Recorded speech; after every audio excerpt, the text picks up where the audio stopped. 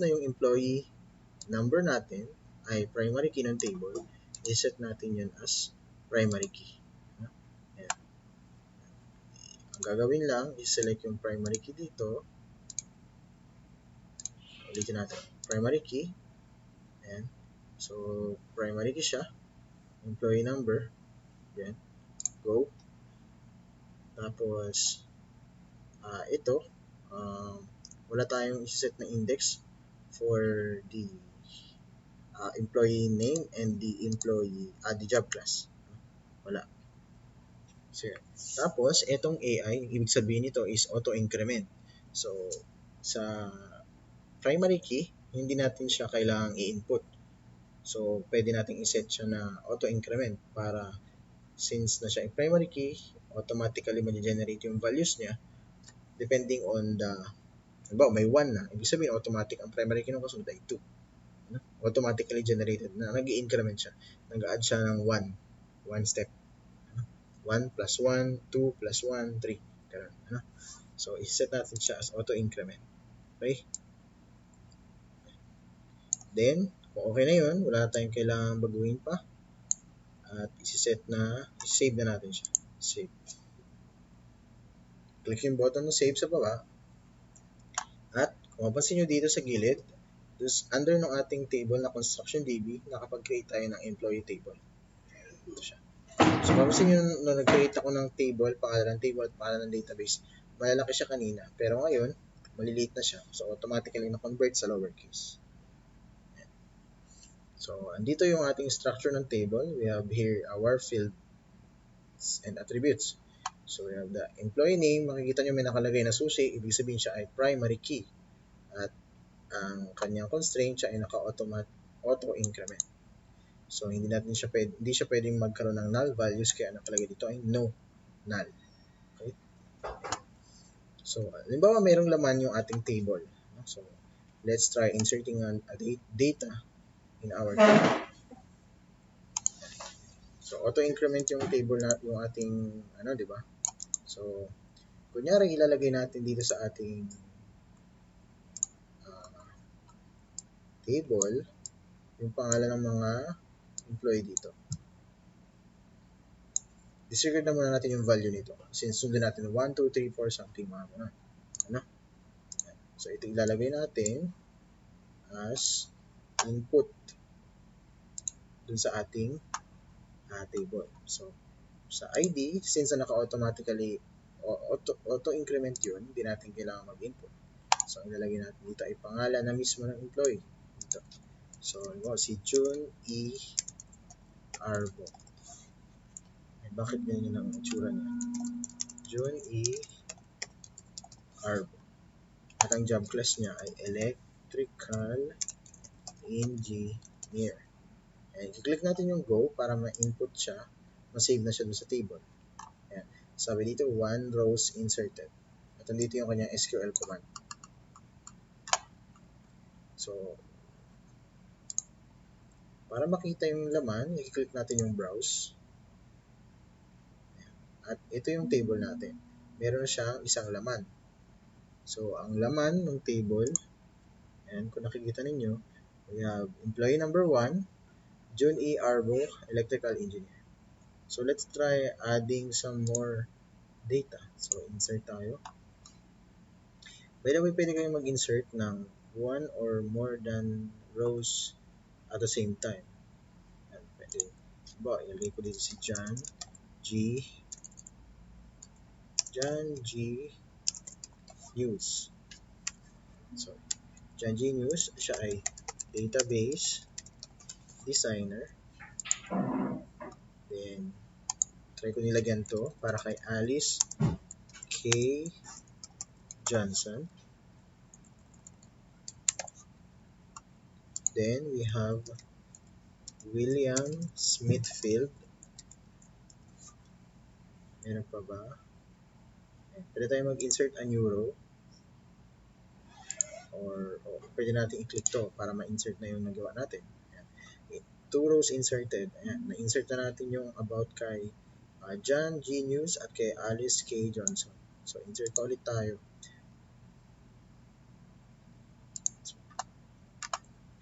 Dalawa pa. Mga dalawa pa. Kasi, alin ba yung isang buong pa? Isa na lang pala. Si David H. Senior. David H. Senior. Si David H. Senior. David H. Senior. Siya ay isang systems analyst. Okay. Click go. Ayan. So, tingnan natin yung laman ng table natin. Okay. So, ito yung result na ng normalize natin na table. Ano? Palakihin natin para makita yun ng maayos. Ayan. Okay. So, ito yung table natin. Ayan. Nakikita nyo. Kita ba ng maayos? Okay. Ayan. So, we have here the primary key. Then, we have two attributes. Ayan. Ito yung result na normalize na daw. Ano? Pero, meron pa tayong kailangan gawin para ma-design ng maayos yung ating table. Sabi dito, sa example, each time daw na new employee is entered into the employee table, a job class value must be entered. So, ibig sabihin, pag nag-enter tayo ng panibagong employee, meron tayong job class value na ilalagay. Unfortunately, it is too easy to make data entry errors that lead to referential integrity violation. For example, entering DB designer instead of database designer for the job class attribute in the employee table will trigger such violation. Ano? Kaya, napansin nyo kanina, di ba? In-input ko itong mga to. At bakit ganun? Mali ako nang na-input. Bakit apat lang sila? 5 yun eh. Sige. I-edit muna natin. Si Alice K. Johnson ay dapat ay database designer din siya. I-edit natin. Siya ay database designer. Okay. Update na siya. Tapos, dun sa table, si William Smithfield ay programmer. Okay, nawawala siya. Nawawala si William Smithfield. So, maganda lang tayo ng bago. Click ulit natin insert. Siya si William, ang pangalan, William Smithfield. Siya ay programmer.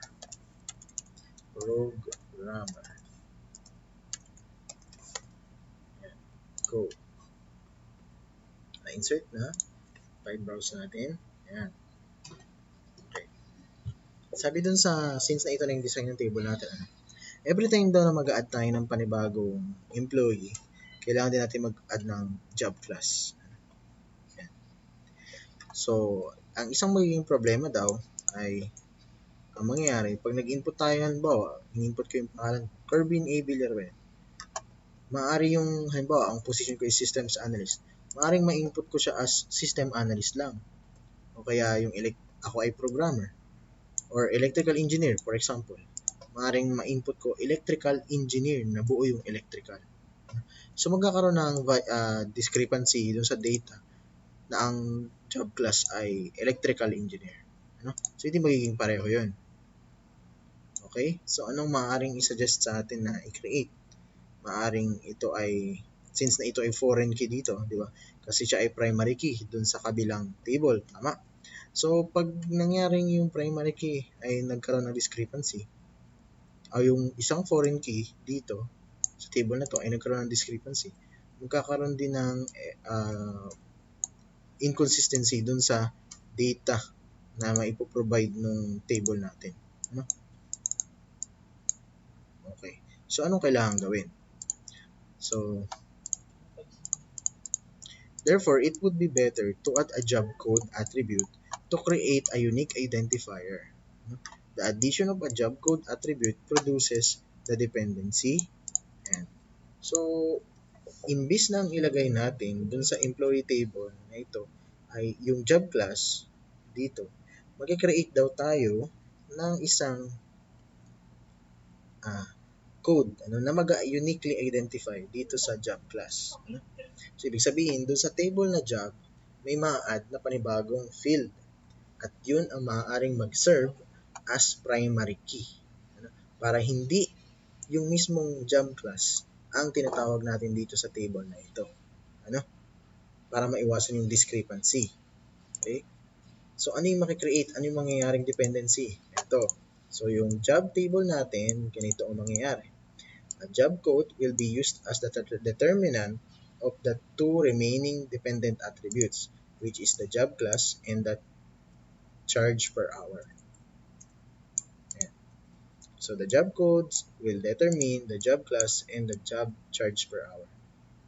Okay? So, madadagdagan ng job code yung ating job table. Ano? If you assume that the job code is a proper primary key, so this new attribute does produce the transitive dependency. No? So, ang mangyayari, dahil nilagay nga natin itong job code, create natin siya, ano, babalik yung transitive dependency. Kasi, sabi nga natin kanina, charge per hour depends on the job class. So, ano kailangan gawin? So, a transitive dependency exists because an unfree attribute, the job class, determines the value of another non-key attribute. Parang binalik natin dun sa inayos natin kanina. However, that transitive dependency is an easy price to pay. So madali lang naman daw siyang asikasuhin or solusyonan. The presence of job code greatly decreases the likelihood of referential integrity violations. Note that the new job table now has two candidate keys, the job code and the job class. In this case, the job code is the chosen primary key as well as a surrogate key. So, yung create natin na isang job code dun sa job table ay tinatawag na surrogate key kasi siya ay create natin. Create natin siya out of nowhere. Okay? Wala siya dun sa original structure ng table natin. Siya ay tinatawag na surrogate key. So, parang less o nagdi-decrease yung pagkakaroon ng transitive dependency doon. Bakit? Kasi si charge per hour ay maaaring mag-depend both on these two keys. Ano? Nakadepende siya sa isang determinant. Ano? So, paring ito ay nakadepende dito. So, magkakaroon ng referential integrity na tinatawag. Referential integrity violation. So, a surrogate key is an artificial primary key introduced by the designer with the purpose of simplifying the assignment of primary keys to tables. So, kahit nagbalik sa pagkakaroon ng transitive dependency, yung table natin na job,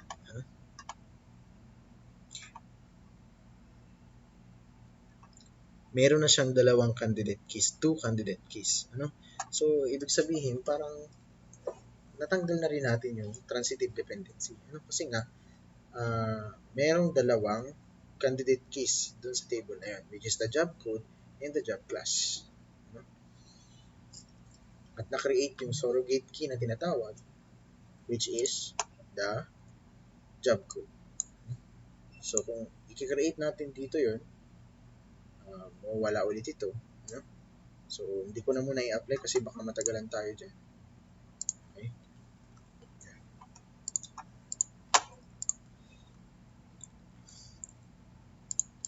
And, so, after that, okay, so, primary key assignments. Kasi nga, bakit yun lang ang ginawa natin dun sa table natin, sa mga table natin? Bakit isa lang? Bakit isa lang ang ginawang inayos ang primary key assignments? Kasi nga, saan na ba yung panghuli? Wala dito, sorry. Yung panghuli natin nga ito. Copy natin yan, para tayo pa uli-uli dito. Okay, ito. Bakit dito lang sa job class nangyari yung primary key evaluation?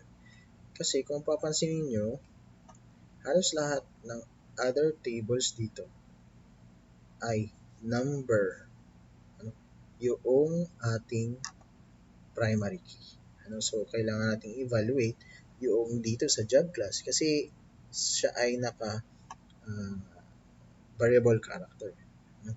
So, kaya naisip natin yung connection nun dun sa employee table, which is itong job class na to, baka magkaroon yun ng discrepancy sa data. Di ba? Kasi every time na mag-input tayo ng employee name, i-input din natin yung anong tawag dito ay yung job class. Di ba? Sabi nga natin, isang beses lang dapat nag-exist yung data sa loob ng database. At halimbawa, in-update natin yung job class na yun. So, i-update natin dito, i-update din natin dito. So, na-violate na yung normalization na ginawa natin. So, kaya ang nangyari, magkikreate tayo ng isang surrogate key, ano? Isang job code na i-add dito, at yun ang isiset natin na primary key dun sa ating table. At dun sa iniisip natin kanina na babalik yung transitive dependency dito sa table na to, kasi nga the charge rate per hour depends on the job class.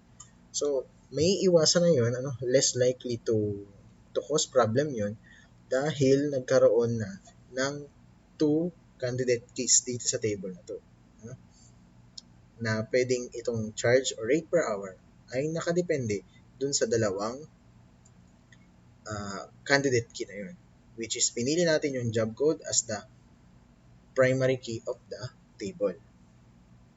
Hindi lang siya dedepende dito sa job class.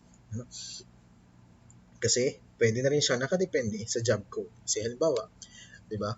Ang job code, itong job class na database designer, ang job code ay 1. So, pag alam mo yung job code na 1, alam mo na yun ay database designer. So, malalaman mo yung charge rate per hour nun. So, ibig sabihin na eliminate na din natin yung transitive dependency dun sa table. Okay? At pagdating naman dun sa employee table, ang magiging foreign key na dito ay yung job code. Hindi na yung job class ang makikita natin na kasama ng employee name, kundi yung job code na ang magiging foreign key sa table na to.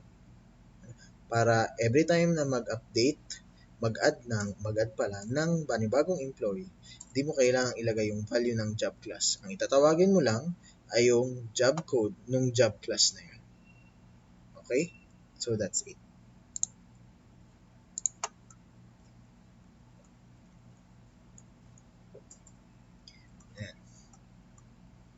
So, unang pwedeng gawin para maging maayos yung design,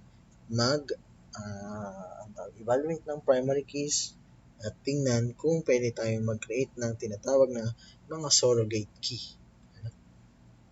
Okay? The next thing that we can do is evaluate naming convention.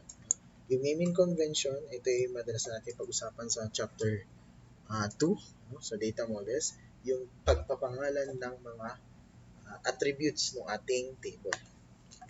It is best to adhere, nakalagay dito. Yan.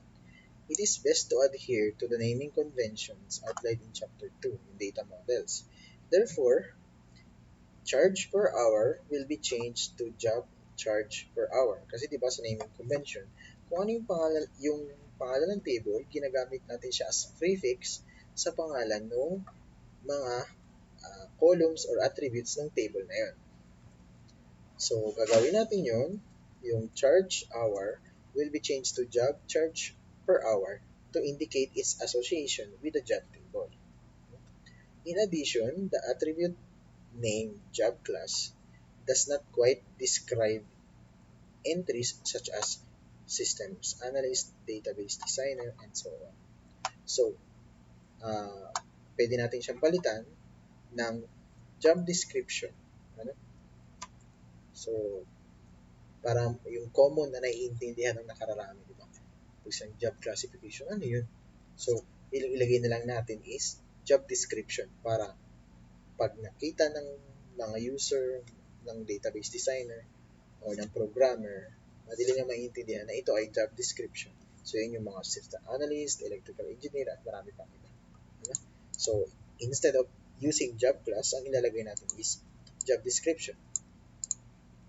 Also, you might have noticed that hours was changed to assign hours. in the conversion from 1NF to second normal form. That change lets you associate the hours worked with the assignment table. Diba? So, hindi na natin ginamit yung hours kasi ang pinalit natin, hours. Assignment hours. So, ibig sabihin, ito ay kasama sa mga attribute ng table na assignment. Ano yung table assignment natin kanina. Okay? So, yun. Yun ang isa sa pwede natin gawin dun sa mga pangalan ng ating attributes sa mga table natin. Then, we can also do refine attribute atomicity. Okay. Anong ibig sabihin? It, ano daw ito? It generally, it is good, hindi ko naintindihan. It generally is good practice. Yun pala. It generally is a good practice to pay attention to the atomicity requirement. Ano? An atomic attribute is one that cannot be further subdivided.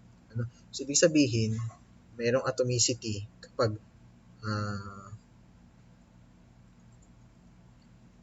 hindi na pwedeng mahati pa yung mga attribute dun sa ating table. Halimbawa, yung employee name, di ba? Lagi natin pinag-uusapan last time para magkaroon ng magkaroon ng consistency sa data or ma-eliminate yung data redundancy. For example, pwede nating i-divide yung isang attribute into different attributes. Ano? At ang lagi natin example dyan ay address at saka at full name or kahit anong pangalan, di ba? Pwede natin siyang i-divide sa first name, last name, middle name. Yung address pwedeng i-divide sa barangay, street, city, ang tawag doon, yung country code, mga ganyan. So, doon pumapasok yung sinasabing atomicity. An atomic attribute is one that cannot be further subdivided.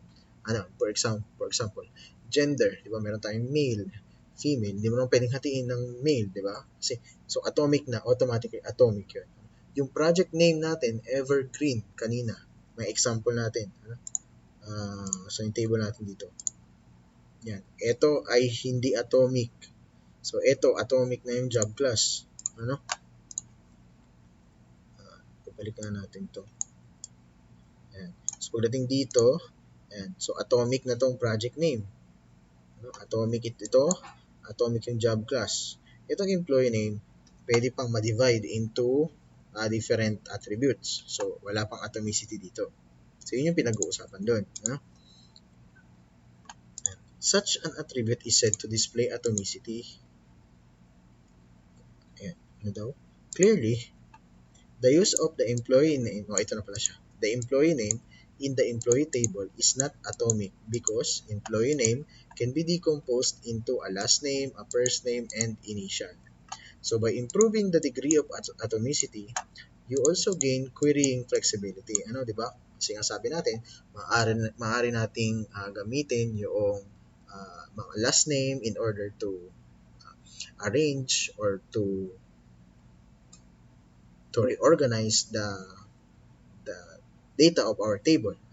Pwede rin natin gamitin yung city sa address para i-list lahat ng mga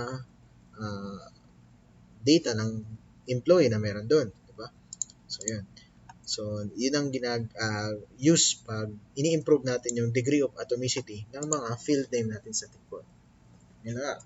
For example natin, if you use employee last name, employee first name, and employee initial, you can easily generate phone lists by sorting last names, first names, and initials. Such a task would be very difficult if the name components were within a single attribute.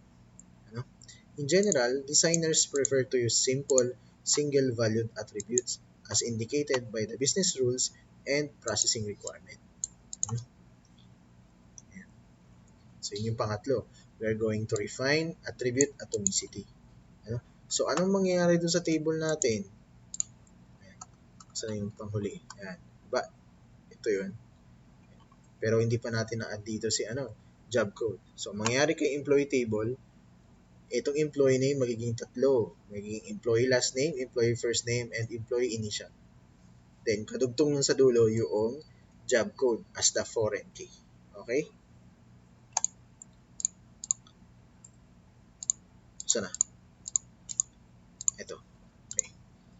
Then, after that, we can identify new attributes. Yan.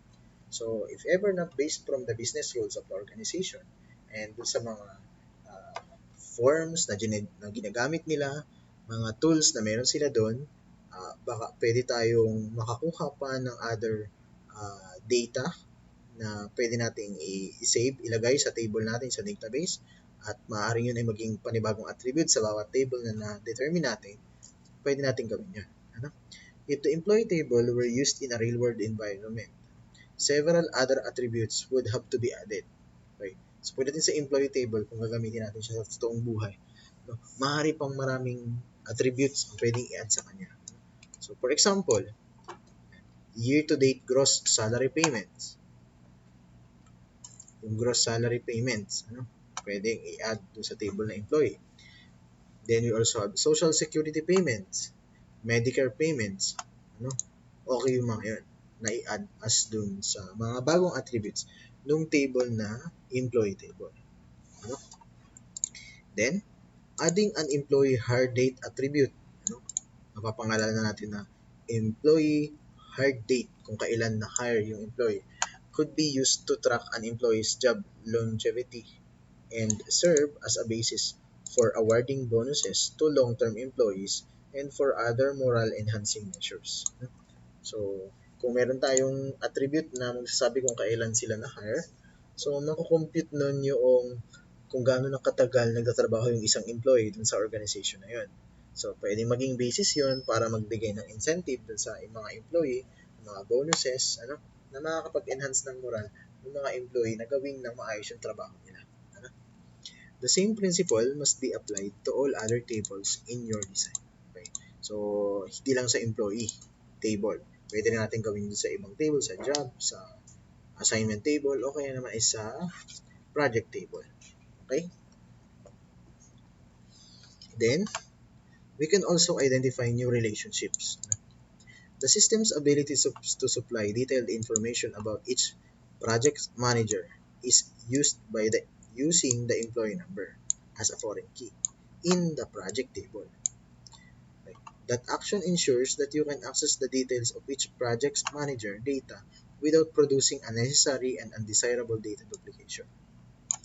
The designer must take care to place the right attributes in the right tables by using normalization principles. So, kung mag-a-add tayo ng mga bagong attributes, kailangan din natin isang alang-alang yung mga principles na tinake into consideration natin nung dinidiscuss natin yung normalization steps kanina from first normal form hanggang third normal form.